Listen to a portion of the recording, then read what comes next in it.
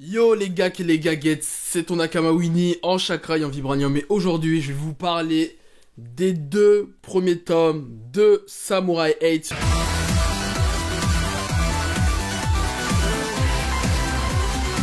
Le nouveau manga de Masashi Kishimoto et de Akira Okubo, donc Kishimoto qui est le créateur du grand et célèbre manga Naruto, bien évidemment notre blondinet ninja.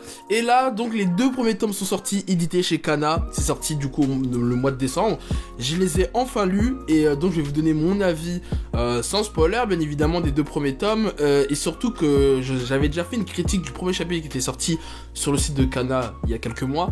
Donc voilà, j'ai pu lire les deux premiers tomes, je vais vous dire si ça vaut le coup ou pas. Alors déjà l'histoire du manga, on suit donc les aventures de Hashimaru qui est un jeune garçon qui a plein de rêves et plein d'espoir mais qui malheureusement est handicapé. Voilà, il est encore hyper fragile et le mec pour se maintenir en vie il est branché à une machine. Et en fait le mec il est jamais sorti de chez lui et lui son rêve c'est de connaître le monde, la galaxie et surtout de devenir un samouraï. Et justement durant cette période là, un chat du nom de Daruma, un samouraï va arriver dans sa vie et parce qu'en fait le but de Daruma lui c'est de trouver les 7 clés qui vont lui permettre d'ouvrir la boîte de Pandore qui a priori contient tous les secrets pour sauver le monde. Donc voilà, c'est ça un peu le speech, on peut pas en dire plus sinon c'est du spoil. Alors déjà la première question lorsque j'ai parlé de Samurai 8 en story sur les réseaux, ce qu'on m'a demandé c'est est-ce que c'est un digne successeur de Naruto? Voilà, c'est la fameuse question.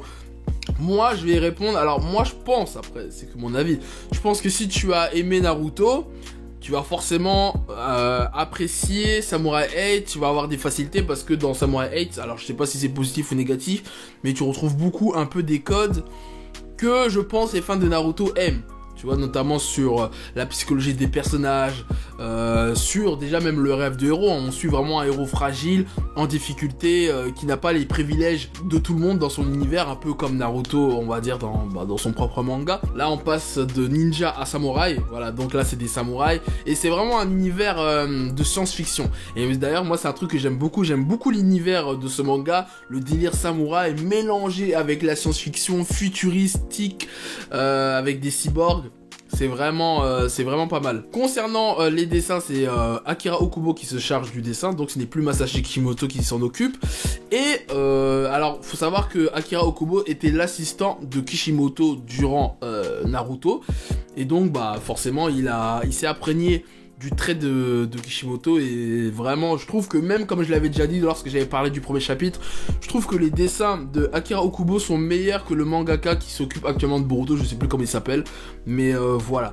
Après personnellement les trucs qui me gênent dans Samurai 8, alors je trouve qu'il y a énormément d'informations à s'imprégner dès le début du manga pour vous faire un titre comparatif. Alors je vais beaucoup comparer à Naruto parce que pour que vous compreniez, je trouve que dans Naruto Shippuden, par exemple, si vous vous souvenez, il y avait énormément d'informations à assimiler, contrairement à Naruto qui était beaucoup plus fun et beaucoup plus facile d'accès.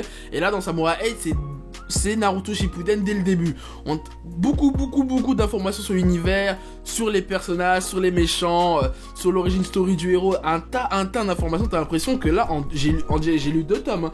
J'ai l'impression que j'ai lu au moins 5 tomes facile. Il y a tellement d'informations. Je vous cache pas que la lecture a été difficile. J'ai vraiment eu du mal j'ai fait beaucoup de pauses. En plus, vous connaissez Kishimoto, il aime bien employer des termes japonais, des légendes japonaises pour caractériser certaines légendes, certaines groupes, certains clans, etc. Donc faut qu'après tu te renseignes pour savoir qu'est-ce que ça veut dire et à quoi il fait référence. Donc voilà, ça a été très compliqué. Il y a un vocabulaire vraiment très soutenu dans ce manga. Après, concernant les personnages, moi je trouve que les personnages, bon, Hashimaru est un personnage assez sympathique de shonen. On sent vraiment qu'il s'est inspiré un peu de Naruto dans les codes pour l'attachement du personnage. Moi, mon personnage préféré, c'est le chat. C'est Daruma, le chat qui me fait un peu rigoler. J'aime bien le personnage. Et qui risque d'être une mascotte si le manga rencontre un succès. Après, concernant les combats, alors je trouve que les combats sont plutôt pas mal. Vous allez voir surtout à la fin du premier tome, il me semble. Et dans le deuxième tome, il y a un combat aussi contre des samouraïs un peu vilains, des samouraïs méchants. Donc vous allez voir que c'est vraiment les combats, voilà, ça c'est, vous savez, c'est Kishimoto, c'est Akira Okubo, ils ont le savoir-faire pour faire des bons combats. Après, encore une fois, juste en termes de scénario et surtout par rapport aux relations entre les personnages, je trouve qu'il y a trop de syndrome à la Naruto. Par exemple, sans trop spoiler, en fait, à un moment dans le deuxième tome, si je dis pas de bêtises, ou c'est dans le premier tome? Non, c'est dans le premier tome. Il y a Hashimaru qui va rencontrer une fille qui a les mêmes problèmes que Hashimaru. Voilà, c'est une fille qui aime pas sortir, c'est une geek, parce que aussi Hashimaru c'est un geek dans le manga.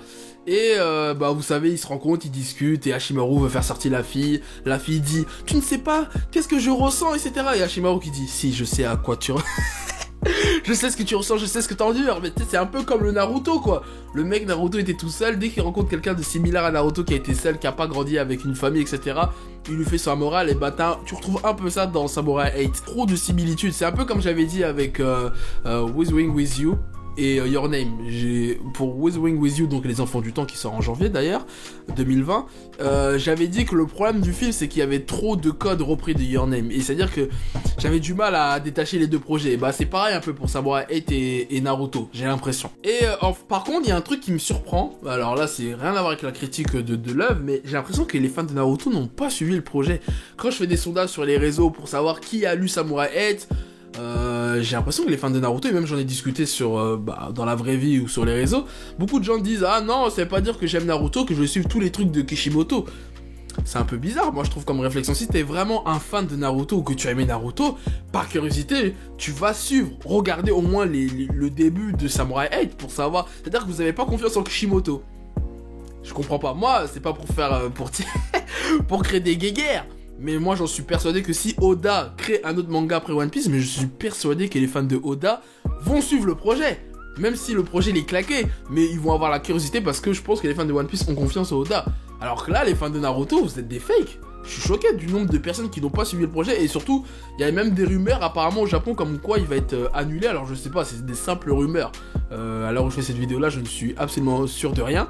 Mais il y avait des rumeurs à la Jump Festa comme quoi il va être annulé, je sais pas quoi. Parce qu'il serait mal classé au Shonen Jump et qu'il ferait pas des ventes de ouf. Je sais pas. Personnellement, s'il y a quelqu'un qui a des infos, qu'il le dise dans les commentaires. Mais voilà, si t'es un fan de Naruto, j'aimerais bien avoir ton avis dans les commentaires pour savoir si tu as lu Samurai 8, si tu aimes bien, si tu aimes pas. Voilà, moi c'est vraiment le truc qui m'interroge parce que je suis choqué. Après, chacun fait ce qu'il veut.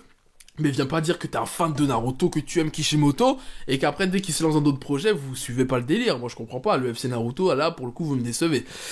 Enfin bref, c'était donc mon avis sur Samurai 8. En conclusion, si tu aimes bien Naruto, je te conseille quand même de regarder le début. Au moins les 2 premiers tomes, tu les lis.